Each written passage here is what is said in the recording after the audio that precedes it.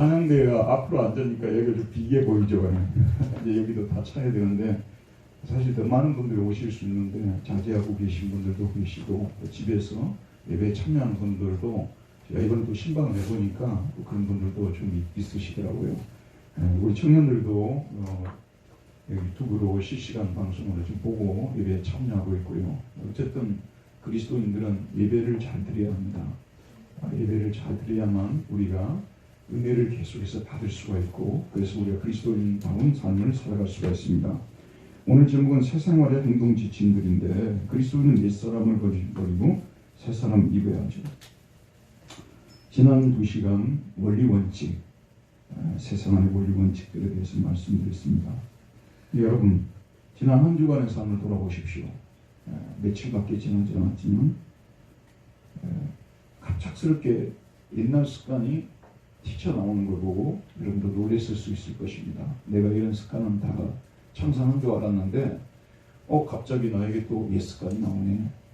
그런 생각이 들었을 것이고 또 새해가 되었기 때문에 좀 새로워진 줄 알았는데 작년과 비슷하다는 그런 생각도 들었을 것입니다. 옛사람을 벗어버리고 새사람을 입자라는 구호는 듣기 좋을지라도 실제로 그렇게 살기가 쉽지 않습니다. 그런데 우리는 특별히 이렇게 살아보려는 사람들이 진짜 처음부터 끝까지 완벽하게 이렇게 한번 주님 말씀대로 살아보려는 사람들이 좌절도 하는 겁니다. 원래 그렇게 끝까지 살아내지 않으려는 사람들은요 어쨌든 관심도 없으니까 이 말씀들이 그렇게 막 부딪히지도 않고 무슨 말씀인지조차도 몰라요. 뭔가 좀 하려고 하면은 내 안에 이 사람이 아직도 남아있구나. 정말 나라는 존재는 진짜 개선이 될 수 있는 존재인가 그런 회의까지도 들고요. 좌절과 절망 이것이 와야 여러분 진짜 우리가 정직한 그리스도인들이고 그리고 또 세상을 살아갈 수 있는 기본적인 토대가 되어지는 것입니다. 그런데 우리가 이런 말씀에 어떤 때는 그냥 대충 살고 타협하고 포기해버리고 싶어도 그렇게 하지 말아야 되는 이유가 무엇이냐면요. 이게 주님의 말씀이기 때문에 그렇습니다. 예컨대 저 정도의 사람이 말한다면 여러분들이 지킬 필요도 없고 또 중간에 그만두어도 유익이 될지라도 중간에 그만둔다고 해도 누가 말할 사람도 없어요. 그러나 여러분들은 지금 주님의 말씀을 듣고 있는 줄 믿습니다. 주님께서 옛생활을 벗어버리고 새사람을 입으라고 했으니까 해야 되는데 저는 이제 유능한 수학 선생님에 대해서 한번 생각해 봤어요. 유능한 수학 선생님이 상당히 그 학생이 풀기가 어려운 수준 높은 문제를 그 학생에게 풀어보라고 했단 말이에요. 전혀 풀 수 없는 문제는 아니지만 근데 얘가 이제 풀다가 손을 들어버린 것이에요. 내 실력으로는 이게 풀기가 어려운 것 같습니다 하고 손을 들어버렸어요. 자 여러분 유능한 선생님하고 좀 유능하지 않고 노련하지 않은 선생님 차이가 있겠죠. 초보자들 같은 경우는 학생을 바꾸려고 할 것이고 가르쳐봐도 안 되겠다고 포기할 수 있겠죠. 노련한 선생님들은 그것을 볼 수 있게끔 처음부터 또 기초를 다 또 설명해 줍니다. 다 기초를 설명해 주고 그 다음에 또 풀 수 있는 어떤 노하우를 어떤 지점에서 몇 가지를 또 세부 지침을 주어서 그걸 참고를 해서 풀도록 또 실패할 수 있겠죠. 또 계속 또 지침을 주면서 풀게끔 만드는 저는 이 바울이 우리 성도들에게 권면하는 권면을 보면요 딱 이와 같은 분이라는 생각이 들어요. 바울은 정말 뛰어난 교사였습니다. 저도 이 바울이 그 티칭을 보면서 정말 많이 배웁니다. 이렇게 훌륭한 교사였구나. 그래서 구체적인 행동 지침들을 오늘은 알려주는 거예요. 어떤 습관들은 끊고 어떤 습관들은 익혀라. 그러니까 이 바울의 그 겉면을 보게 되면요 항상 양쪽 날개가 있어요. 양쪽 날개. 그래서 한쪽은 옛 구습을 벗어버리라. 그리고 새 습관을 길러라. 이게 항상 같이 가요. 그러니까 하지 말고 하라. 이렇게 되어 있어요. 여러분도 우리 기독교인들의 생활을 살펴보게 되면요 항상 하지 말라와 그다음 하라가 공존하고 있는 거예요. 맞죠 여러분? 하지 말라, 하라 이렇게 되어 있습니다. 이 두 가지가 동시적으로 이렇게 시행이 돼야만이 하나님이 기뻐하는 삶이 사라진다는 말씀입니다. 소극적으로 하지 말라는 것만 계속 하지 않는다고 해서 하나님 기뻐하는 삶이 되어지는 게 아니에요. 그럼 금욕주의가 최고예요. 그 다음에 또 적극적인 행동만 하고 소극적인 것을 여전히 세상적으로 살면 역시 그것도 하나님을 기뻐하지 않기 때문에 정말 하나님의 말씀 아니겠어요? 완벽한 말씀이죠. 뭐 하지 말고 하라 이렇게 되어 있어요. 첫 번째는 거짓을 버리고 이웃과 더불어 참된 것을 말해라. 그런즉 거짓을 버리고 25절에 보면 그런즉 거짓을 버리고 이 명령형으로 되어 있어요. 거짓을 버려라. 아포세스타인 거짓을 버리라. 헌옷을 버리듯이 벗어버리듯이 벗어버리고 put off 헌옷을 벗어버리듯이 put off 해라고 말이에요. 그 다음에 옷이 있죠. 근데 여러분들이 옷을 이렇게 가려볼 거예요. 이제 오랫동안 입던 입들 중에서 나한테 너무 안 어울리고 너무 낡았다 생각하면 옆에다 치워놓습니다. 영어로 lay aside라고 하잖아요. 이거는 치워버리라고 말이에요. 이게 이 아포스타인은 벗어버리고 치워버리라는 그런 말씀이에요. 뭘? 목적어가 뭐예요? 토슈도스. 거짓이에요. 거짓. 근데 여기 거짓이라는 이 슈도에서 여러분 슈도 사이칼로지라든지 뭐 슈도 릴리전이라든지 슈도라는 것은 유사 또는 사입이라고 번역되는 거 아니에요. 사입이. 이 진리인 것 같지만 정말 사람들이 진리라고 믿고 따르는데 사입이 진리가 있단 말이에요. 사입이 진리가. 여기서 여러분 잘 들어보세요. 여기 거짓을 보시려고 할 때는 우리가 하는 실제 그 거짓말을 말해요. 도덕적인 거짓말. 그뿐만이 아니라 종교적인 거짓말. 종교인들이나 철학자들이 퍼뜨리는 거짓말. 이런 것들을 벗어버리라는 말씀이에요. 바울 당시에는 영지주의자들을 비롯해서 많은 단체들이 종교단체들, 철학단체들이 하나님과 인간과 세계에 관한 한가한 얘기들을 많이 했습니다. 이런 제가 어제 어디 신방을 가고 식사 대접을 받는데 중국집에서 식사 대접을 받았어요. 뭐 시켰겠어요? 짬뽕 시켰어요. 그 전에 어디 가서 짜장면을 먹었는데 너무 달게 해줘가지고 집에 와서 고생을 너무 많이 해서 이 짜장면 당분간 안 먹으려고 우리나라 짜장면 왜 이렇게 단지 모르겠어요. 짬뽕을 시켜서 먹었어요. 해물 짬뽕. 그 당시 짬뽕 종류가 너무 많았어요. 짬뽕 종류. 짬뽕 종류는 짬뽕을 했기 때문에 맛있거든요. 이게요. 여러 가지가 들어갔으니까 굉장히 지적으로 보이게 돼 있어요. 짬뽕 했으니까요. 그러니까 이 성경만으로는 너무 유치하다고 말이에요. 성경의 진리는 너무 초보적이라고 말이에요. 그래서 일반 철학이나 심화적인 내용을 이렇게 짬뽕을 해가지고 만들어 놓으면 훨씬 더 고급스러운 종교가 된다는 거 아니에요. 이런 걸 영지주의라고 하는 거예요. 나스틱이라고 하죠. 이런 것들을 예전에 따르다가 이 사람들이 이걸 벗어버리고 교회에 오신 분들 아니에요. 또다시 이런 그 예전의 구습들이 나타나는 거예요. 그래서 세상이 어떻게 시작됐느냐 이런 얘기를 하는데 창세기식으로 이야기를 안 하고 거기 뭐 빅뱅이 뭐 있어가지고 이런 얘기를 하고 있는 거. 또 무슨 데미우리보스가 플라톤이 말한 것처럼 이 우주라는 집을 지었다고 이렇게 또 교회 사람이 교회에서만 이야기를 하는 거예요. 여러분 이 기독교적인 세계관이 그 그리스 로마 문화에 등장하기 전에는요. 동서양을 통틀어서 한 세 가지가 존재하고 있었어요. 첫 번째는 히랍의 순환론적 세계관입니다. 돌고 돈다는 거예요. 돌고 돈다는 거죠. 나중에 이제 니체라는 사람이 원래 그리스 고전 가르치는 사람이었거든요. 니체라는 철학자가. 그래서 이게 순환론 이걸 가지고 와고 결국은 자기 철학을 이걸 갑자기 생각이 안 나는 이 사람 이제 이런 얘기를 하게 됐던 것이죠. 돌고 돈다. 그 다음에 여러분이 잘 아는 동양적 세계관인데 대부분 동양적 세계관은 윤회적 세계관이죠. 불교만 있는 게 아니고요. 불교는 강한 것이고 결국은 사람들이 다시 태어나는데 식물로 나올 수도 있고 동물로 나올 수도 있고 또 사람으로 나올 수도 있고 윤회적 세계관. 근데 이제 여러분 18세기 이후로 우리가 너무 잘 아는 익히 알고 있고 우리가 사실은 거기에 이미 많이 세뇌가 되어 있고 수많은 사람들이 따르고 있는 과학적 세계관. 우리는 어느 시대보다 과학적 세계관의 지배 속에 살아가고 있습니다. 과학으로 세계를 설명하려는 사람들은 세계의 시작과 끝에 대하여 성경과 다르게 처음과 끝이 있는 세상으로 보지 않으려 합니다. 이들은 세계는 끝없이 진화한다는 진화론적 입장을 가지고 있는 것이죠. 과학적 세계관에서는 인간의 몸에 대하여서도 죽음은 화학물질이 해체되면서 끝난다고 말합니다. 근데 이게 원래 아리스토텔레스라는 사람이 말했던 거예요. 우리 영혼이라는 것은 화학물질의 결합이에요. 그래서 우리가 죽으면 결국 뭐냐면 육체는 말할 것도 없지만 영혼도 화학물질 분해되듯이 끝나버리는 거예요. 이 영혼 불멸설을 부정한 거예요. 자기 스승 플라톤은 영혼 불멸설을 주장을 했잖아요. 근데 이 사람 영혼 불멸설, 영혼이 멸절된다는 것을 주장한 거 아니겠어요? 이런 주장이 이제 근대에서 부활하게 된 것이죠. 과학적 세계관은 결국은 뭐냐면 우리가 죽으면 끝난다는 거예요. 그렇기 때문에 영혼 불멸도 믿지 않는 것이고, 천국과 지옥, 이거는 교회가 무지한 민중을 호도하는 말로 이렇게 말도 안 되는 가르침이라고 이렇게 말했던 거 아니에요. 근데 지금 교회에 나오지 않는 수많은 사람들이 사실은 이 과학적 세계관을 굳건히 믿고 살아가고 있어요.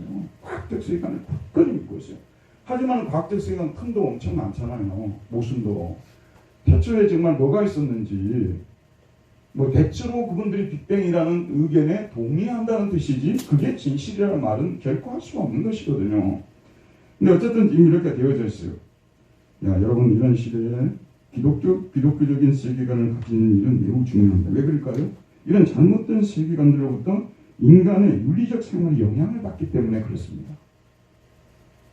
불교 영향 속에서 살아가는 나라들을 보세요, 여러분. 버마라든지 태국이라든지 이런 데요.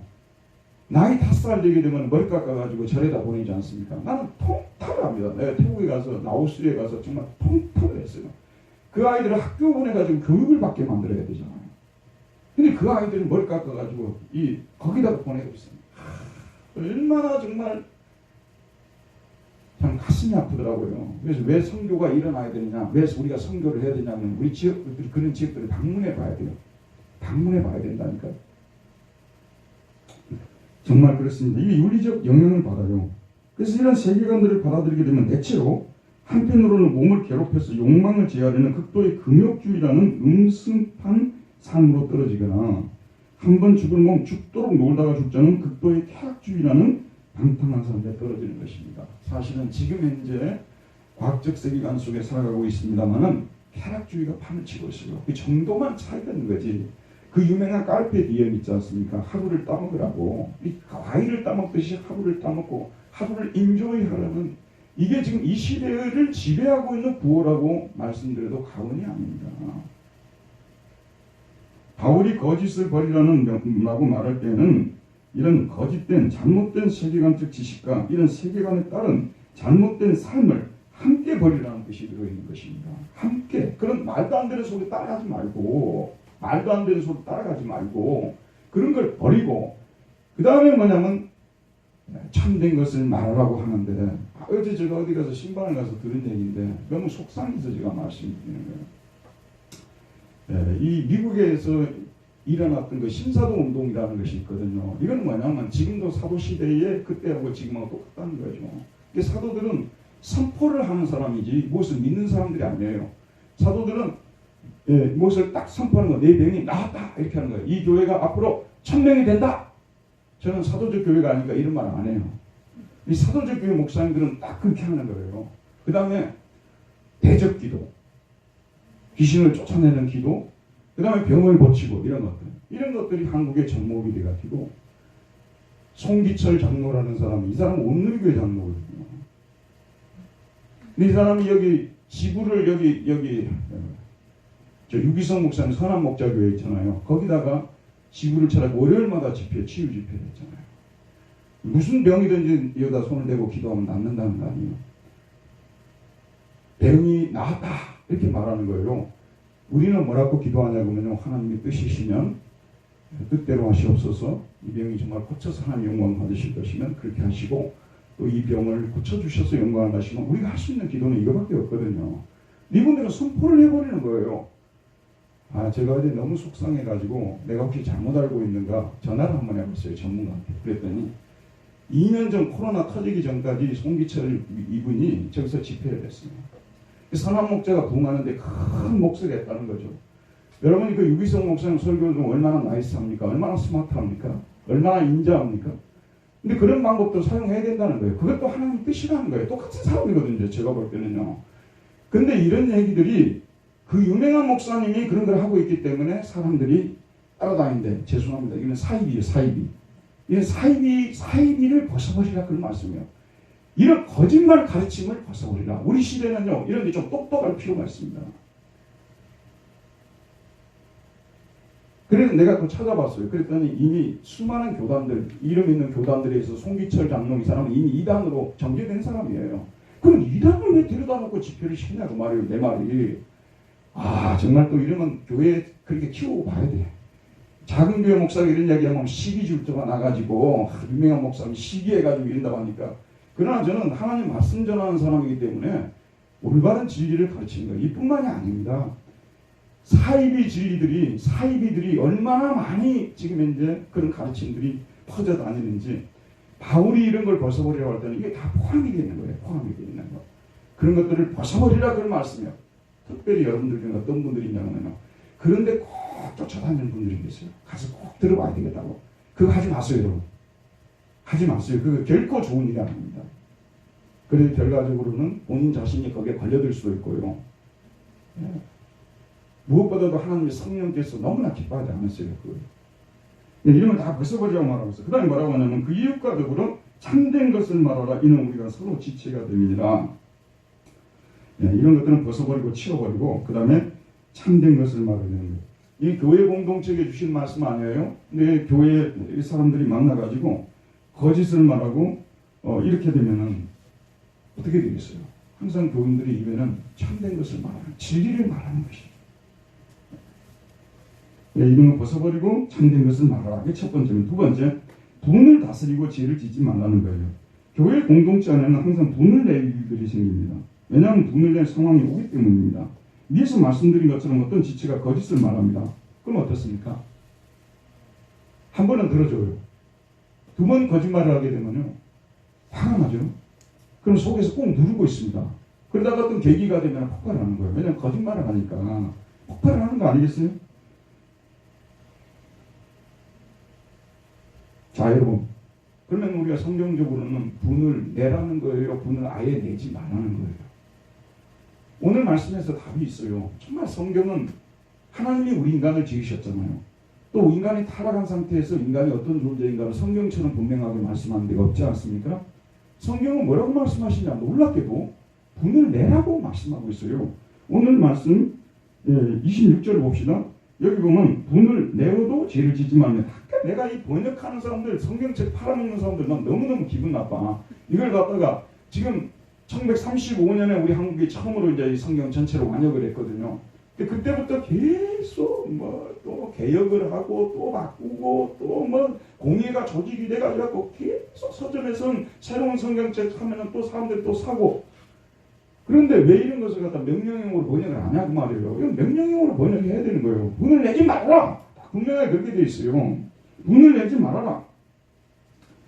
분을 내라. 분을 내라. 이렇게 돼 있어요. 근데 카이 하마르타네테라고 해가지고 하지만 뭐라고 했어요? 죄는 지지 말아라. 분을 내라고 분명히 이야기를 했어요. 예수님께서 성전을 뒤엎으실 때 분을 내셨어요? 안 내셨어요? 분을 내셨잖아요. 교회가 교회 같지 않으면 분을 내야 되는 거예요. 목사가 목사 같지 않으면 분을 내야 되는 것이고요. 성도가 성도 같지 않으면 분을 내야 되는 것이 올바른 거예요. 왜냐하면 이건 진리의 공동체니까. 그 진리의 사람은 불의 사람이에요. 진리가 있는데 어떻게 불의에 타협할 수가 있겠습니까? 분을 낼 수밖에 없는 거죠. 근데 뭐라고 하냐면 죄를 짓지 말아라고 말하고 있어요. 하지만 죄를 짓지 마라. 거기까지 가도록 하지 마라 그 말이에요. 그런데 또 더 재밌는 것이 뭐냐면 이게 이제 그 당시에 사람들이 주로 쓰고 있는 그런 돌아다니는 말인데 무슨 말씀이에요? 해가 지도록 분을 품지 말고, 이 원문은 뭐냐면 해가 너희들의 분노 위에 결코 떨어지지 말게 하라. 이것도 명령어로 되어 있어요. 해가 너희들의 분노 위에 결코 떨어지지 말게 하라. 우리가 분을 낼 수 있다고 분명히 성경이 말하고 있어요. 근데 해지기 전에 그치라고 말씀입니다. 여러분, 이 말씀은 성경 말씀이에요. 근데 진짜 이 말씀을 실천해야 돼요, 여러분. 하루를 넘겨버리잖아요. 그럼 이틀이 가거든요. 근데 일주일 가는 것도 또 이게 가능해요. 심지어는 한 달도 가요. 빨리 분을 내고 빨리 그쳐야 돼요. 또 이 설교를 준비하니까 또 어제 우리 집사람이 갑자기 전에 하나를 안 내는데 갑자기 저한테 분을 팍 내더라고요. 네. 그 내용에 대해서는 차마 말씀드릴 수가 없어요. 네. 결국은 저희의 어떤 그 정말 습관에 대해서 지적한 것인데, 네. 분을 내지, 이렇게 이 말씀을 준비를 하고 딱 설교를 맞춰놓고 나왔는데 일이 벌어진 거예요. 그래서 평소 같으면 제가 못 참았을 텐데 이걸 꼭 참고 바로 제가 그냥 바로 앞으로 고치겠다고 그랬어요. 이사 갈 때 강아지를 붙잡고 가는 신세들이 우리 남자들 신세인데 거기서 뭐 왜 분을 내냐고 따졌다가는 큰일 나니까 빨리 수습을 해버린 거죠. 여러분 이 말씀은요, 여러분들 이미 다 알고 있는 말씀이에요. 이거는 이틀까지 가면 안 돼요. 해 떨어지기 전까지 이 분을 내고 죄를 짓지 말아야 된다는 그런 말씀입니다. 그러면 왜 우리가 분을 가능한 빨리 그치야 하는가? 바울이 그 이유를 말해주고 있는데 세 번째예요. 마귀에게 틈을 주지 말라. 마귀에게 틈을 주지 말라. 이 마귀는 디아볼로입니다. 디아볼로스인데 지금 디아볼로라고 했어요. 마귀에게 성격이니까 마귀에게. 네대 디도 때 토폰이라 했어요. 한 장소도 이 토포스라는 말이 뭐냐면요, 장소란 플레이스라는 뜻이에요. 여러분 유토피아 많이 들어보셨죠? 유라는 말이 좋다는 뜻이에요. 토포스가 장소라는 뜻이에요. 이게 좋은 장소, 이상적인 장소. 이제 플라톤이 이제 유토피아 영국의 토마스 모어가 유토피아라는 작품을 썼잖아요. 그런 장소, 이 토포스가 바로 그거예요. 근데 우리말로 번역을 할 때 틈이라고 번역했어요. 근데 저는 이런 번역은 참 잘한 번역이라고 생각해요. 틈이라고 번역했어요. 틈도 주지 말라고 말이에요. 틈도. 마귀는 아주 작은 틈만 주어도 우리 속을 들어와 자리를 잡습니다. 자, 주목해 보시기 바랍니다. 우리 기독교 윤리는요, 세상에 많은 윤리, 아리스토텔레스, 니코마코스 윤리학 이후에 수많은 종류의 윤리학들이 있잖아요. 근데 그런 윤리학들에는 인간 본성이 타락했다는 것을 인정 안 해요. 그 다음 뭐냐면 마귀가 있고 성령이 우리 안에서 싸움을 벌이고 있다는 이런 것들은 전혀 가르치지 않습니다. 그렇기 때문에 세상의 윤리학들은 정말로 올바른 생활을 만들어내게 할 수가 없어요. 우리는 지금 현재 우리 속이 뭐냐면요, 마귀와 그 다음에 성령의 싸움터예요. 그래서 성령이 우리 안을 지배하고 자리 잡게 만들어야지, 마귀가 이게 틈을 타버리게 되면은, 들어와 앉아버리면은 우리는 금방 마귀에게 우리의 의지가 마귀에게 이렇게 마귀의 노예가 되어져 버리는 것이죠. 그래서 마틴 루터가 노예의지론에 관해서 노예의지라는 말을 썼어요. 결국은 마귀가 우리를 점령해 버리면 노예처럼 돼버리는 거예요. 마귀에게 우리 자신을 내주고 마귀가 끄는 대로 가게 되고, 틈을 주지 말아야 됩니다. 예수님께서 아주 좋은 비유를 말씀해 주셨어요. 더러운 귀신의 비유죠. 어떤 더러운 귀신이 어떤 사람에게서 나갔습니다. 그는 물 없는 곳으로 다니며 쉴 장소를 찾았지만 찾지 못했습니다. 그래서 그는 예전에 나온 집으로 돌아가 보았습니다. 그런데 그 집이 비고 소재되고 수리되어 있었습니다. 그래서 그는 자기보다 더 악한 귀신 7을 데리고 그 집으로 들어가서 거했습니다. 그래서 그 사람의 나중 형편이 전의 형편보다 훨씬 나빠졌다고 말하고 있습니다. 틈을 주지 말아야 된다니까요. 틈을 여러분 이거 명심해야 됩니다. 하나님을 기쁘시게 하는 삶을 살려가면 마귀가 우리 안에 조금씩이라도 들어오지 못하도록 틈을 주지 말아야 돼요. 틈을 주지 말아야 돼요. 다윗, 지금도 이스라엘 백성들은요, 지금 이스라엘 사람들 있지 않습니까? 시오니즘을 외칩니다. 다윗 시대를 그리워하고 있어요. 우리가 다시 다윗 시대로 돌아갔으면 좋겠다, 그런 사람도 아니에요. 그 다윗입니다.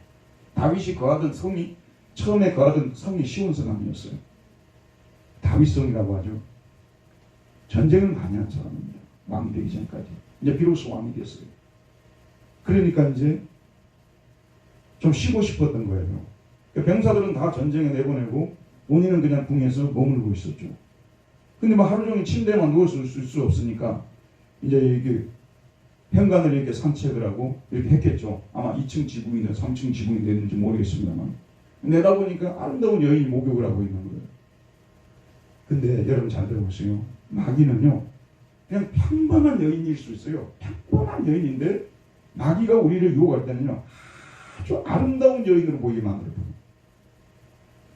다윗이 그렇게 믿음이 좋은 사람이었음에도 불구하고 유혹을 받게 되죠. 그래서 나중에 알아보니까 자기 부하 우리아의 아내라는 것을 알게 됐잖아요. 그럼 멈춰야 되잖아요.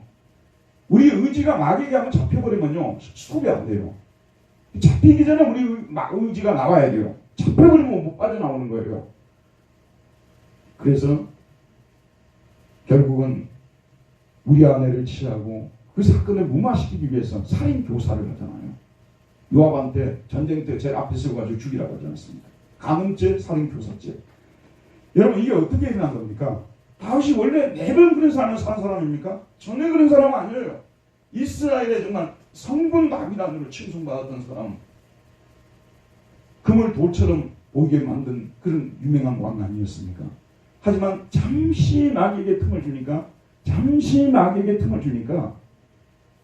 금방 마귀가 들어와 버린 거예요. 그래서 다윗을 무너뜨린 것을 이걸 왜 성경에다 기록을 했겠어요? 우리에게 교훈을 주기 위해서 그런 거 아니겠습니까? 틈을 주면 안 됩니다. 분을 내면은 마귀가 들어와 자리를 잡을 수 있는 틈을 제공하는 거예요.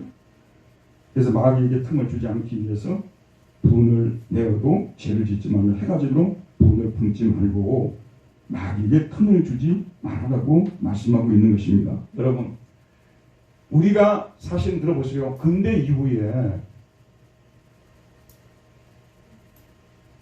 이 종교를 철학이 대체한 거 아니에요? 철학하는 사람들이 제일 싫어하는 것이 뭐냐? 악령, 마귀, 성령 이런 말은 되게 싫어해요. 우리는 정면으로 다르게 말합니다.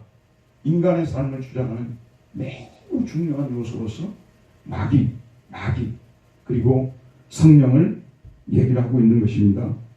마귀는 피조물입니다. 하나님으로부터 지음받은 천사죠. 하지만 하나님께 반란을 일으켜서 쫓겨나서 공중권세를 잡은 자라고 말하고 있지 않습니까? 여전히 교회를 넘보고 틈타고 기회만 있으면 분당 두레교회를 휘집어 버리려고 하는 거예요. 여러분, 우리 교회가 편안하죠. 아무 문제가 없는 것 같죠. 영적 싸움은 치열하게 일어나고 있는 것입니다. 마귀는 우리 교회가 조그만 틈을 보이게 되면요, 이상한 이단함을 넣어가지고 교회를 휘집어 버리려고 하는 거예요. 새로운 사람 들어올 때요, 정신 바짝 차리고 우리가 봐야 돼요. 특별히 교회 오래 다녔던 사람들이 들어오게 되면요, 정신을 바짝 차리고 봐야 돼요. 이 사람들이 제대로 온 사람들인가, 정말 이게 우리 교회를 해치러 온 사람들인가, 우리가 이걸 정확하게 봐야 되는 거예요. 지금 시대는. 마귀를 무시하고 목사님 마귀 설교 그런 거 자꾸 하지 마세요 이러잖아요. 그 사람 오늘 가서 마귀한테 잡힙니다. 마귀는, 저도 지금까지 신앙생활 하면서요, 마귀한테 잡혀가지고 끌려다니는 시절이 너무나도 억울해요. 근데 안 잡히려고 하거든요. 근데 마귀가 틈을 타서 들어오니까 노여움에 사로잡혀서 분노를 쏟아내기도 하고 여러 가지 이런 죄들이 잡히게 되는 그런 경험들이 있습니다. 그래서 우리 마귀에게 결코 틈을 주지 말라. 그 다음에 네 번째, 도둑질하지 말고 선한 일을 해서 이웃에게 구제하라고 말하고 있습니다. 오늘 28절 말씀 볼게요. 우리 한번 읽어보도록 합시다. 28절 시작. 도둑질하는 자는 다시 도둑질하지 말고 돌이켜 가난한 자에게 구제할 수 있도록 자기 손으로 수고하여 선한 일을 하라. 자, 바울은 교인들이 도둑질할 수 있다고 보는 거예요? 없다고 보는 거예요? 교인들이 도둑질할 수 있다는 거예요. 실제로 에베소 교회에 도둑질한다는 사람이 바울에게 들려왔던 것 같아요. 이게 편지니까. 도둑질하는 자는 다시는 도둑질하지 말아라. 결코, 여기도 매를 쓰고 있어요. 네발을 쓰고 있어요. 크라테토. 결코 도둑질하지 말아라. 이렇게 바울이 간 거예요. 도둑질하는 사람들은 결코 도둑질하지 말아라. 이렇게 말씀하고 있어요. 예수 믿는 사람들이 도둑질한다. 교회 안에서는 어떻게 보면 용서가 될 수 있을지 모르지만 교회 밖에서 도둑질하는 그런 모습이 나타나면 하나님 영광을 완전히 땅에 떨어뜨리는 거 아니겠습니까? 절대 도둑질하지 말아야 되는 것입니다. 특별히 어린아이들, 중학생, 고등학생들, 청년들, 아이를 두신 부모님들은요, 이걸 많이 가르쳐야 돼요. 남의 글을 쓸 때도요, 남 거 자기 것처럼 하지 못하도록 그것도 가르쳐야 돼요. 왜냐하면 그것도 도둑질이니까. 철저하게 이걸 교육을 시켜야 됩니다. 이거는 해도 되고 안 해도 되는 문제가 아니라 하나님 영광을 완전히 땅에 떨어뜨리는 것이기 때문에 절대로 도둑질하지 말아야 된다는 거예요. 내가 전에 한번 이야기했잖아. 졸업고사를 대학교 때 졸업고사를 치는데 4년 동안 배운 것을 가르쳐주지도 않고 여기 가서 치라는 거예요. 나는 맨날 놀고 교회 가서 일만 한 사람인데, 맨날 교회 봉사만 하는 사람인데, 공부도 여학생들이 제일 잘하는 애들이 들어와 있기 때문에 4대 제일 잘하는 애들이잖아. 우리는 항상 그랬어요. 걔들한테 가서 노트 좀 빌려주라. 너네들이 다 장학금 받고 우리는 통과만 하게 해달라. 우리가 빌고 살았던 사람들이거든요. 그러니까 4년 동안 배운 걸 치려고 하니 어떻게 생각이 나겠어요? 예수 믿는 사람 거짓말 안 해야 되니까 제일 앞자리에 앉아가지고 생각나는 것만 쓰고 나왔어요. 근데 저는 확신이 있었어요. 4년 동안 다닌 사람은 어떻게 졸업을 안 시키겠느냐. 네. 여러분 한번 생각해 보세요. 그 졸업을 안 시키는 거예요. 진짜 너무한 거거든요. 근데 어쨌든 그랬는데 그걸 남가 몰려고 그런 거 아니겠어요. 뒤에 앉으면 자꾸 앞에 걸 몰리고 하니까. 근데 그런 걸 잘 생활해야 되는 거야. 이게 작은 습관이 나중에 커서도 그 영향을 미치기 때문에 아이들한테 공부하는 법에도 정리를 해줘야 되는 거. 절대 그렇게 하지 말으라고 얘기해줘야 되는 거예요. 도덕질하는 자. 그 다음 두 번째는 뭐냐면 이 도덕질은 사실은 남의 손으로 일한 걸 가져오는 거 아니에요? 남의 손으로 일한 걸 소리 없이 아주 스마트하게 아주 데코레이션 해가지고 살짝 가져오는 거잖아요. 그렇기 때문에 오늘 유명한 말씀이 나왔어요. 자기 손으로 수고하여 선한 일을 하라고 말하고 있습니다. 누구 손으로요? 누구 손으로 일하고요? 자기 손으로. 자기 손으로. 그 다음에 수고하여라고 나오는데 이 수고하다는 단어가 코피아조예요. 그래서 내가 옛날에 헬라어 외울 때 코피아조, 코피나도록 수고하다 이렇게 외웠어요. 코피나도록 수고를 해야. 코피나도록 수고해. 여기 물질도 똑같은 물질이 아니에요. 100만 원이 있어도요. 자기 손으로 코피나도록 일해서 번 100만 원과 불러서 들고 100만 원을 번 거는요. 차이가 많습니다. 선한 일을 하라고 말하고 있습니다. 제가 베를린에서 16년을 목회를 했어요. 거기 가면 한인회라는 것이 있어요. 거기에 이제 목사님들 칼럼이 실리는데 제가 한 번은 이제 저 차례가 돼서 칼럼을 실려 그때 한인회장을 제가 교육자협회 회장을 했기 때문에 글을 제가 실어서 근데 이제 그리스도인은 선한 사람이다. 맨날 깡패가 뭐 회개해가지고 돌아왔다는 그런 얘기만 갖고 하니까 자기가 깡패처럼 살다가 엉터리로 살다가 그냥 교회에 돌아오면 된다는 이런 의식이 들어있기 때문에 그걸 깨기 위해서 그리스도인은 선한 사람들이라는 거 이걸 이제 제가 글을 쓰기 위해서 바울의 목회 소신을 쫙 이렇게 봤어요. 그랬더니 제가 깜짝 놀랐어요. 선한이라는 말이 그렇게 많이 나오는지 몰랐어요. 제가요. 그래서 기독교는 이거는 선한 종교구나. 이거는 진짜 기독교는 선한 사람이구나. 그리고 기독교는 선한 일을 하는 사람이구나. 제가 그때 깜짝 놀랐어요. 여러분도 오늘 돌아갔어요. 바울의 목회 서신 디모데전서 디모데후서 읽어보세요. 선한 사람들 보세요. 예전에 아주 엉터리같이 살던 사람들도 교회에 들어오긴 해요. 근데 대체로 보면 예수 안 믿을 때로 고넬료와 같이 선한 사람들로 있던 사람들이 교회도 많이 들어옵니다. 저는요 하나님께서 선한 분이시기 때문에 우리가 선한 사람이 되기를 얼마나 바라고 계시는지 또 우리가 선한 일을 하는 사람으로 얼마나 나타나기를 바라는지 여러분이 좀 깊이 마음으로 받았으면 좋겠습니다. 밖에 나가서 그리스도인은 선한 사람이란 말을 들어야 돼요. 마음도 선하고 하는 일도 선하고 그러니 사랑을 받지 않을 수 없는 것이죠. 선한 일을 하라. 그 다음 뭐 하기 위해서냐 그러면 가난한 자에게 구제할 수 있도록이라는 표현을 쓰고 있어요. 한 말씀도 이게 버릴 것이 없어요. 선한 일을 해가지고 실제는 자기 자신을 자랑하는 사람도 많아요. 내 존재가 선한 사람인가 알리기 위해서 선한 일 많이 하는 사람들 많아요. 자선단체도 이렇게 기부도 많이 하고 그건 자기가 선한 사람인 걸 알리기 위해서. 근데 우리 그리스도인들은 그렇게 되지 않았어요. 여기 보면 가난한 자라고 말하고 있는데 이 가난한 자의 원뜻은 무슨 뜻이냐 그러면요. 더 크레이안 에콘타이라 해가지고 생계를 위해서 반드시 필요한 것들을 가지지 못한 사람을 말하는 거예요. 지금 여러분 주변을 보세요. 이 겨울인데 한겨울인데 입고 다닐 외투가 하나도 없어요. 누가 줘야 되냐면 그리스도인 주라고 말이에요. 입고 다닐 외투가 하나도 없어요. 저는 대학교 다닐 때 도스토옙스키 문학을 많이 읽었는데 그 전에 고골리라는 사람 러시아 문학은 다 고골리에서 나왔다고 해요. 고골리 외투라는 작품이 있어요. 여러분도 그 짧으니까 꼭 한번 읽어보세요. 러시아 문학 거기서 다 나왔다고 그래요. 외투 한 벌이 없어가지고 그 가난 속에서 추워서 떨고 다니는 한 사람의 그 생애 그렇게 살다가 죽고 그걸 이제 그려놓은 것인데 우리 그리스도인이 항상 옆에 사람을 봐야 되는 거예요. 이 사람이 생계를 위협을 받을 수 있을 정도의 어려움을 당하고 있는가. 그래서 이거는 사실은 성남시청에서 구제하도록 하는 것입니다. 해서는 안 돼요. 우리 그리스도인들끼리 이거는 해결을 해야 될 문제라고 성경이 말하고 있는 것입니다. 구제하기 위해서.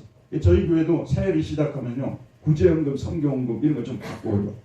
근데 저는 뭐냐면 성교연금도 10,000원 정도 올리고요. 구제연금도 좀 10,000원 정도 올리기 바랍니다. 떡볶이 한 번만 안 시키고 짜장면 한 번만 안 시켜 먹으면 돼요. 그래서 필요한 사람들에게 이 헌금이 전달이 된다는 거. 또 필요한 선교사님들에게 우리가 이 헌금이 전달이 얼마나 보람입니까 여러분. 이런 보람도 없이 무슨 신앙생활을 하는 거예요. 그리고 예수 믿는 사람들은 헌금하는 것에 대해서 이것이 정당한 헌금이라는 것은 많이 내려고 해야 돼요. 부당한 헌금이라고 할 때 뭐 예배당 짓자고 돈 내라고 이런 건 안 내도 돼요. 하지만은 여러분들이 이거는 정말 반드시 해야 될 문제라고 생각하면 우리 교인들 전체가 지금 모두 이 성경 구제금 만 원씩만 올려도 지금 우리가 다 2배로 올렸잖아요. 성경들 지원하는 거예요. 그럼 우리가 다 그거다 이제 그 사람들 드릴 수가 있는 거니까 얼마나 보람돼요. 저는 이 작은 교회가 우리 교회가 사실은 옆에 있는 교회들은 게임이 안 될 정도로 작지 않습니까? 그런데 가끔 가다가 옆에 있는 목사들끼리 한번 시험을 쳐가지고 큰 교회 막히면 어쩔까 하는 생각이 들었어요. 헬라어, 히브리어, 라틴어, 그 다음에 독일어, 영어 사전 갖다 주고 번역하기 이런 거 시켜가지고 그럼 내가 분명히 1등인 거예요. 볼 것도 없어요. 존경하는 분들이죠. 이 분당에 있는 목사님들은요, 대체로 평이 굉장히 그랜드 평판이 너무 좋아가지고 시기가 날 정도로 그렇게 훌륭한 분들인데 그런 생각을 하는 것입니다. 어쨌든 우리 교회가 저는 이 구제연금, 성교연금 이런 것은 더 많이 늘려가야 된다고 생각해요. 선교사님도 지금 한 20-30명 우리 교회 충분히 보낼 수 있어요. 여러분 그런 잠재력이 있는 분들이고요. 돈을 조금만 아끼면 우리가 할 수가 있는 것들이거든요. 전 세계적으로 우리가 선교사님들을 보낼 수 있는 것이고 구제연금도 지금보다 훨씬 더 우리가 많이 낼 수 있는 교회예요. 여러분 생각할 때 여러분 쓰고 싶은 것을 많이 쓰고 살잖아요. 조금만 전략하면 되는 거니까. 자, 이러라고 성경이 말씀하고 있는 거예요. 김영주가 얘기하면 들을 필요가 없지만 성경이 이렇게 가르치고 있다니까요. 근데 성경 말씀이 빈틈이 없어요. 돈을 버는데 자기만 위해서 벌면 얼마나 그 돈이 정말 냄새나는 돈입니까? 써도 없어질 돈 아니겠어요? 그런데 이건 이웃을 위해서 쓴다니 얼마나 보람 있는 돈 아니겠습니까? 그 다음에 5번째, 더러운 말을 하지 말고 선한 말을 하라. 자, 29절 오늘 여기까지만 하겠습니다. 29절 같이 한번 읽읍시다. 무릇 더러운 말은 너 입 밖에도 내지 말고 오직 덕을 세우는 데 소용되는 대로 선한 말을 하여 듣는 자들에게 은혜를 끼치게 하라. 자, 여러분 이 말이라는 것이요, 구약 성경에서 말에 대해서 교훈을 제일 많이 주는 데가 어디예요? 잠언 아니에요. 그래서 아마 여러분들이 잠언을 1000번 이상 다 읽었을 거예요. 그래도 우리가 잠언처럼 살고 있지 못한데 잠언이 뭐냐면 말 조심하라고 말이에요. 여자 조심하고 말 조심하고 그게 잠언이에요. 말에 대해서 어떤 사람이 쓴뿌리가 있어요. 속에 쓴뿌리가 있고 열등의식이 엄청나게 크고 막 쓴뿌리가 있지 않습니까? 이게 꾹꾹 눌려놓고 살거든요. 근데 그런 분들이 어떤 상황이 되게 되면 속에서 입에 탁 나오잖아요. 아주 쓰디쓴 말이 나옵니다. 그럼 공동체 전체가 되게 됩니다. 쓰디쓴 공동체가 돼요. 자, 지금 우리 교회를 한번 봅시다. 뭐 이런 교회가 더 클 수 있겠어? 모인 사람들이 뻔한데 돈이 뭐 있다고? 이런 말을 내면 우리 공동체는 진짜 아무것도 할 수 없는 사람들이 교회가 되어버리는 거예요. 그 거꾸로 하나님이 함께 하시고 우리가 열심히 수고하고 노력하면 지금보다 10배, 100배 좋은 교회를 만들 수 있다. 이런 말을 우리가 퍼뜨리고 다니면 스위트 처치가 되는 거죠. 달콤한 교회가 되는 거예요. 정말 가보고 싶은 교회가 되는 것이고요. 그렇지 않겠습니까? 얼마나 말이 중요한지 몰라요. 너희는 하나님의 은혜에 이르지 못하는 자가 없도록 하고 또 쓴뿌리가 나서 괴롭게 하여 많은 사람이 이로 말미암아 더럽게 되지 않게 하라. 히브리서 12장 15절에요. 또 오늘 말씀에 보면 이 더러운이라는 이 단어가요, 사프로스라는 단어예요. 이게 이제 히라보 원문 연구하는 사람들이 이게 정리해 놓은 거예요. 악취가 나는 생선. 악취가 나는 생선 최근에 맡아본 적 별로 없죠. 오늘 이 설교도 가서 꼭 한번 맡아보시기 바랍니다. 악취가 나는 생선, 썩은 나무, 시들은 꽃, 그 다음에 병든 폐역, 각 폐 있잖아, 폐. 그 다음에 죽은 사람의 끔찍한 모습을 동반하는 부패한 냄새, 시신 썩는 냄새. 바울이 뭐라고 말하냐면요, 이 더러운 말은 시신이 썩는 냄새처럼 더럽다는 그런 말씀이에요. 근데 지금 우리 같은 어떻게 보면 좀 문명 사회에 살고 있는 저희들은, 특별히 지금 이제 우리 교회 나오고 있는 분들은 이런 음담 배설 같은 거 더러운 말들을 입 밖에 잘 내지 않죠, 대체로. 근데 바울이 목회할 때 지금 여기 에베소서, 골로새서 다 터키 지역에 있는 데잖아요, 이스탄불 밑에. 이 사람들이 정말 들을 수 없을 정도로 더러운 말을 쏟아냈던 것 같아요. 근데 그러다 보니까 이분들이 세례받고 교회에 와서도 그 습관이 있어가지고 만나면 그냥 말 서로 욕으로 시작하고, 예전에 우리 시골에서 진짜 그랬어요. 저 성진강 최하류, 어제 저녁에 우리 둘이 논쟁이 붙었는데, 김용택이 그 성진강의 시인이 있잖아요. 우리 그 당시 우리 집사람이 옆반이고 제가 2반이었는데 그 반 선생님이셨어요. 그 김용택이가 맞냐 아니냐. 근데 맞다는 결론이 나왔어요. 굉장히 훌륭한 그때부터 엄청나게 훌륭한 교사였어요. 김용택 씨, 섬진강의 시. 근데 그분이 섬진강을 아름답게 그렇게 묘사를 해놨는데 실제 섬진강 주변에 사는 사람들 입은 진짜 더러웠어요. 우리 마을도 보게 되면 사람들이 만나잖아요. 그러면 처음부터 욕으로 시작해요. 인사를 욕으로 한다니까요.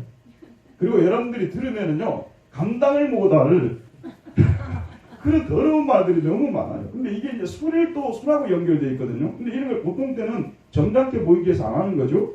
그러다가 이제 술이 들어가게 되면은 이성을 잃어버리니까 자기 속에 있는 더러운 말을 막 다 쏟아내기 때문에 정말 들을 수 없는 말이에요. 근데 제가 그런 말을 거의 안 듣고 살다가 지금부터 한 10년 됐을까요? 제가 안양대학교 강의를 다니잖아요. 거기 이제 입구에 가는데 그 버스를 타고, 그 당시 차도 없고 그래서 버스를 타고 가는데 거기 이제 중학생 몇 명이 탔어요. 여자애들이. 정말 귀가 좀 안 들렸으면 좋겠더라고요. 정말 분노가 일어나고요. 그냥 막 짜증이 나고요. 여러분도 한번 들어보셔야 돼요. 그 중학생들. 우리 교회 중학생들은 지금 여기에 다 누르고 앉아 있었어. 그러지. 그 문화가요. 그거는 또 이해한다 하더라도요. 사실은 TV 매체 있지 않습니까? 미디어. 이거요. 지금 이런 표현을 쓰잖아요. 섹시미라는 말을 많이 써요. 우리가 70년대, 80년대도 그런 말을 썼다가는요, 방송 퇴출될 수 있었어요. 근데 지금은 뭐냐면 아주 낭만적으로 보여요, 그런 말이요. 들어도 불쾌하지가 않아요. 하도 그런 종류의 말들을 많이 들으니까 불쾌하지 않아요. 그리고 어떤 쇼들은 뭐냐면 예전에 저는 안 가봤습니다만 스트립쇼 하는 것 같은 그런 목장을 하고 나와서 춤을 추고 그래도요, 아무도 말하는 세상이 돼버렸어요. 그러니까 우리도 모르게 이런 문화 속에 살다 보면 그래도 되는가 보구나. 심지어는 우리 그리스도인들도 그런 것들에 대해서 용납하고 충분히 그럴 수도 있구나 이런 생각을 가질 수 있을 정도가 되어버렸다는 것이죠. 이 문화 속에 침투해 있는 참 이런 악의 그 영향들을 일찍부터 그래서 주일학교 교육이 엄청 중요한 거예요. 일찍부터 차단시켜야 돼요. 말하는 것도요, 자꾸 주의를 줘야 돼요. 그렇게 말하면 안 된다는 거. 말을 막 끊어서 하는 거, 그 다음에 막 반말을 하는 거, 이런 것들 굉장히 조심해야 될 그런 말들입니다. 그리고 교회에서 목사님들이 선포하는 말들도요, 말이 많아요. 저도 이런 부분에서 올 한 해 동안 기도를 좀 더 많이 하겠습니다. 이런 말도 안 되는 더러운 말을 혹시라도 제가 입에서 낼까 봐서 기도 많이 해야 되는데요. 어제 어떤 가정에 신방을 갔는데 그분이 그 얘기를 해요. 좀 큰 교회를 다니셨더라고요. 근데 그 목사님이 언제부터 변질이 돼가지고 예배당 질 때가 되다 보니까 계속 돈 내라고만 설교한다는 거예요. 돈 내라고. 금방 저도 돈 내라고 설교했네요. 저는 이제 이렇게 좀 이렇게 가격을 낮추었잖아요. 근데 이분은 가격을 몇백만 원대, 몇천만 원대로 이렇게 때리니까 한두 번은 들어줄 수가 있겠죠. 그것도 한국에 유명하다는 부흥사들, 우리나라 목사님들이요, 비겁한 짓 많이 했어요. 자기 교회가 뭐가 부족해서 남은 교회 목사님을 데려와서 그런 설교를 시켜서 헌금을 뜯어내요. 정말 우리 한국 교회 교인들이 진짜 안타까운 부분이 많아요. 그래서 그 목사님이 돈 설교를 하는, 거기다 또 미운데 더 미운 짓은 뭐냐면 그 집 아들하고 딸이 있는데 맨날 미국에서 성공했다는 이야기, 좋은 회사 들어갔다는 이야기, 자랑을 막 또 자기 목사님 그 자제들 자랑을 늘어놓는 거야. 여러분 요즘 자랑은요, 자랑하고 있으면 요즘 서로 대우 못 받잖아요. 여러분 또 자랑을 안 하면 안 될 때가 있어요. 그럴 때는 예의를 갖추고 자랑하는 거예요. 제가 자랑을 안 할 수 없어서 자랑을 합니다. 돈 5만 원 내겠습니다.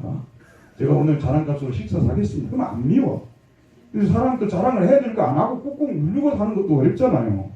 여러분 또 좋은 그리스도인은요, 자랑을 또 잘 받아주는 그리스도인이 돼야 돼요. 아주 좋은 그리스도인은 자랑을 해도 저거 자랑 안 하면 저녁에 잠 못 잘 텐데 내가 빨리 들어줘야 되겠구나. 그래서 자랑을 하고 정말 잘했다고 막 이렇게 해주는 아양이 좀 있어야 돼요. 자, 그래서 내가 끝까지 가볼게요. 그래서 우리 그리스도인들이 젊은 시절을요, 좀 치열하게 살아야 돼요. 자기 분야에서 어느 정도 뭔가를 성취해야 돼요. 그래야 간용이 넓은 사람, 간용하는 사람이 되는 거예요. 마음이 넓은 사람이 되고요. 남을 축복하는 사람이 되는 거예요. 근데 자기가 뭔가를 이루지 못하고 매번 남만 욕하고 살아가면 열등의식이 가득 차가지고 본인도 너무 고통스럽고요. 옆에 있는 사람도 막 죽을 지경이야. 그런 분들 만나면 자랑을 할 때도 자랑할 만하니까 자랑하지 뭐. 하고 여유 있게 받아줄 수 있는.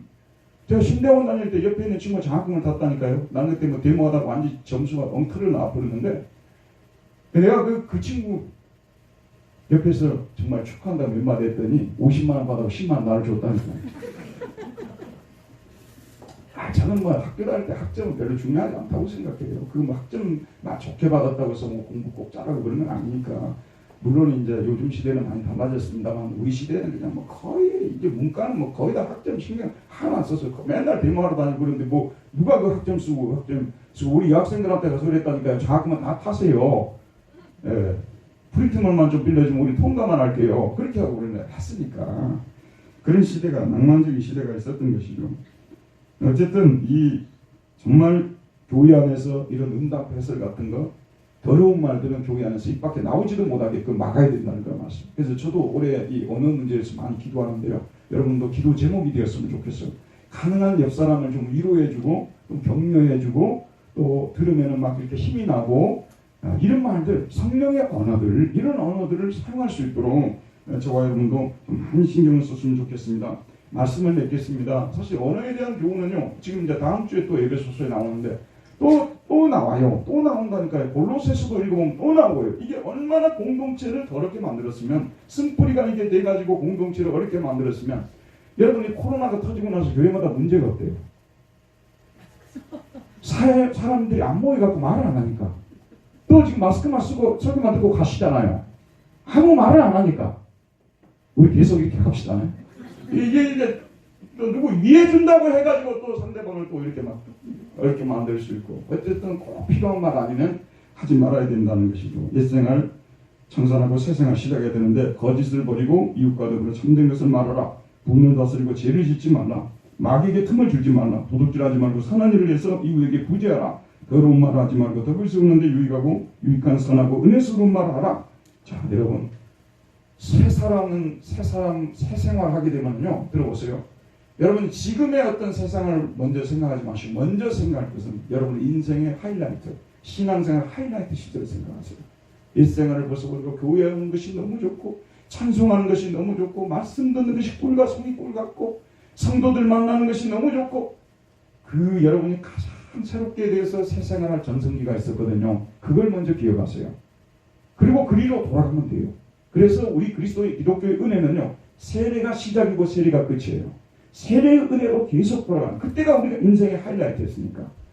저는 1970년대에 은혜를 받고 교회에서 살다시피 하면서 교회 청소 다 하고 나서 새벽기도 끝나고 청소 다 하고 나서 이제 혼자서 조그만 방에 가서 테이프도 듣고 하는데 그때 참 은혜 많이 받았던 1970년대 복음성가 그 가수로서요, 제일 영향력 있고 제일 은혜스럽게 불렀던 분이 최규라 씨라는 분이에요. 지금 뭐 이후에 이제 최덕신이라는 최유신 막 이런 분들이 나오고 이렇게 이제 좀 많이 달라졌습니다만 보험성 가수들이 많이 등장했습니다. 그때는 최규라 시대였어요. 혹시 최규라 씨 들어보셨어요? 그러니 여러분이 저하고 차이가 있는 거예요. 그걸 안 듣고 잡았어요. 지금 감성으로 들어도요, 제 급이 그냥 노사연급이구나. 진짜 찬양 잘해요. 그래서 오늘 어쩐 얘기 찾아봤어. 그래서 그 중에 이제 옛날에 이걸 테이프로만 했기 때문에 그 사람이 안 나와요. 그냥 이렇게 자막도 안 나오고 그것만 갖다 옮겨놓은 것인데 지금 한번 들어보세요. 저 말을 여러분 믿으실 것입니다. 잠깐 한번 주님 품에 새 생활 하나라는 그런 찬양이에요. 한번 뒤에 잠깐 불 안 꺼도 되겠네요. 그대로 한번 봅시다.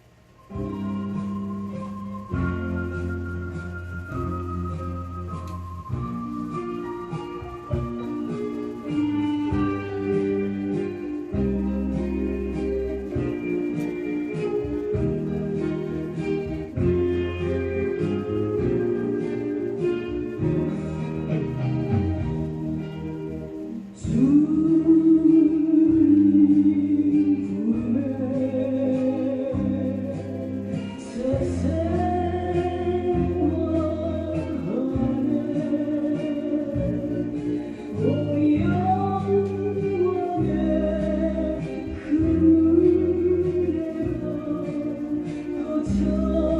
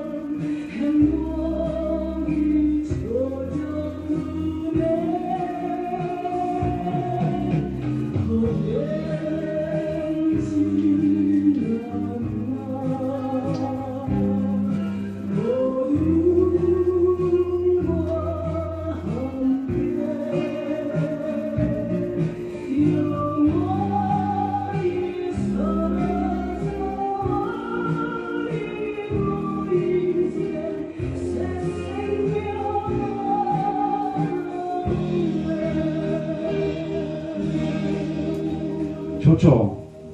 정말 이런 감성이 어떻게 나오는지 정말 은혜스러운 찬양이다. 우리 잠깐 눈을 감고 우리의 신앙의 절정의 시대, 우리가 세례받고 은혜받고 정말 눈물을 흘리며 주님 찬양하고 주님 섬겼던 모든 제약을 끊어버리고 정말 새로운 습관으로 새로운 사람으로 살았던 그 전성기를 기억하고 그렇게 돌아가게 해달라고 우리 한 2분 동안 하나님 앞에 다같이 통성으로 기도하겠습니다.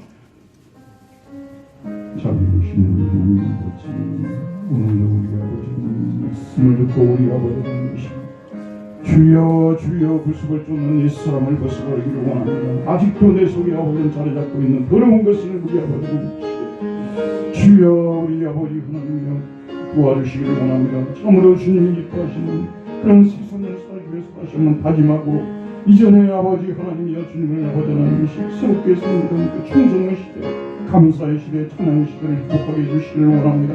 아버지 하나님, 아버지 하나님이시여 여호와 우리 아버지 하나님이시여 온전성을 다해서 하나님을 섬기도록 주님 역사해 주시기를 간절히 소원하고 기도합니다. 아버지 하나님, 우리 공동체가 참으로 하나님을 기쁘시는 주여 도와주시고 하나님 하시고 자비로우신 우리 하나님 아버지, 참으로 오늘도 말씀을 통해서 우리 주님께서 우리에게 이런 윤리적인 여러 가지 계명들을 덧붙여서 구원받는 우리를 괴롭히기 위해서가 아니라 우리가 선한 삶을 살고 우리가 거룩한 삶을 살게 될 때 우리의 삶이 더욱더 보람되고 행복하기 때문에 이웃도 행복하게 만들고 우리도 행복하게 만들기 위해서 이러이러한 죄들을 짓지 말고 이러한 일은 행하라고 주께서 말씀하시오니 주님의 말씀에 기쁨으로 순종할 수 있는 우리 모두가 되게 해주시기를 원합니다. 작년과 같이 똑같이 살지 않게 해주시고 새 마음과 새 뜻을 가지고 새로운 계획을 세우고 우리 하나님 기뻐하는 그런 삶으로 나아갈 수 있는 우리 모두 되게 해 주옵소서. 예수님의 이름으로 기도하였습니다. 아멘. 다 같이 찬송 부르시겠습니다.